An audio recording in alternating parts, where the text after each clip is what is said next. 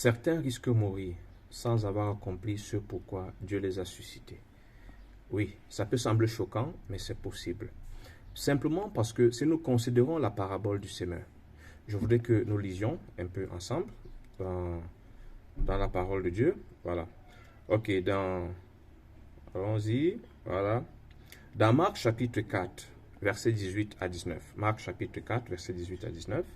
Voilà ce que dit l'Écriture dans la version de Louis II.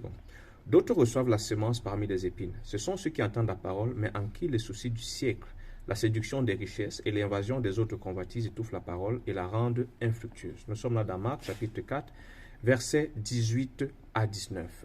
Il faut considérer la vocation, l'appel ou tout le reste comme étant cette semence qui est mise en terre. C'est vrai, la parabole du semeur, nous l'utilisons beaucoup plus pour l'évangélisation, pour expliquer pourquoi les âmes ne se convertissent pas, mais nous oublions de l'envisager sous le prisme justement de notre destinée en Christ, parce que Dieu nous appelle à lui. Quand il nous appelle, cette parole qu'il dépose en nous est la semence qui va produire, n'est-ce pas, ce nouvel homme, cette destinée à laquelle il nous appelle. Notre adhésion à ce qu'il nous adresse comme parole est ce qui va justement accoucher. C'est pour ça que je vais revenir avec ma récurrente illustration de la fécondation. Donc, le Seigneur adresse sa parole et il faut justement que nous y adhérions.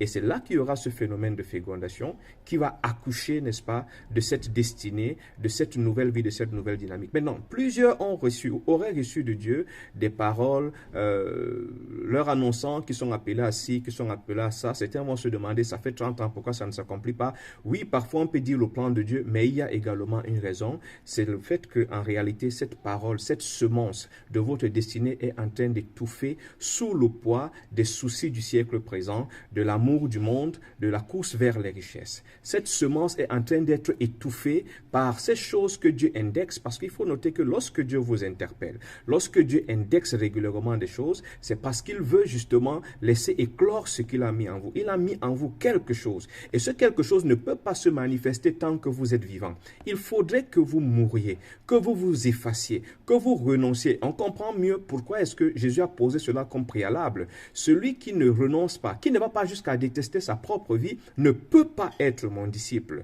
Donc, à un moment, nous voulons manifester les choses de Dieu dans une vie qui baigne, n'est-ce pas, dans les principes, les aspirations et les conforts qui sont contraires à la volonté de Dieu pour nous. Voilà un problème. Donc c'est pour ça que plusieurs risquent de se retrouver en train de marcher et au crépuscule de leur vie se rendent compte que ce n'est que dans leur cahier, dans les songes, qu'ils ont été quelque chose, mais dans la réalité, rien ne s'est accompli. Je suis certain que tous ceux qui sont en train d'attendre depuis bientôt 20-30 ans, ou du moins une grande partie parmi eux, si on va également examiner, on va trouver des interpellations que le Seigneur vous a adressées. Or, je voudrais qu'il vous a adressé en termes de reproches et sur lesquels les uns n'ont pas travaillé.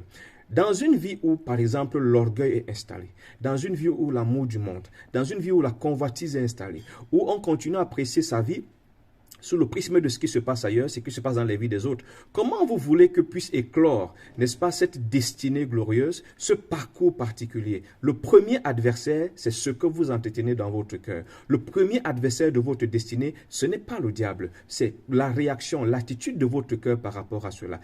On ne va pas, même si on a dit dans la Bible qu'il faut laisser croître, livrer le bon grain, en matière de destinée, ça pose un problème. Il faudrait déjà que vous puissiez mourir. C'est pas pour rien, prenons l'exemple de Jésus. Jésus n'aurait jamais manifesté le sauveur qu'il était s'il ne s'était pas préalablement dépouillé de tout ce qu'il était, de tout ce qu'il avait de divin, de tout ce qu'il avait de grand. Il a fallu qu'il se dépouille de cela pour manifester justement ce sauveur sur la terre des hommes. Donc, vous ne pouvez pas vouloir manifester cette personne que Christ a prévu que vous devez être, tout en conservant ce que vous étiez avant, tout en conservant ce qui vous plaît. Il faudrait mourir. Et je voudrais un peu terminer avec cette parole du Seigneur également. Nous sommes dans Jean chapitre 12, le verset 24. Vraiment, je vous l'assure, si le grain de blé que l'on a jeté en terre ne meurt pas, il reste un grain unique. Mais s'il meurt, il porte du fruit en abondance. Il faut s'effacer. Il faut mourir. C'est justement dans la décomposition de notre ego, la décomposition de nos envies et de notre convoitise que germera justement cette nouvelle vie et cette destinée. Recule, meurs, efface-toi, Christ pourra se manifester et ce qu'il a prévu s'accomplira.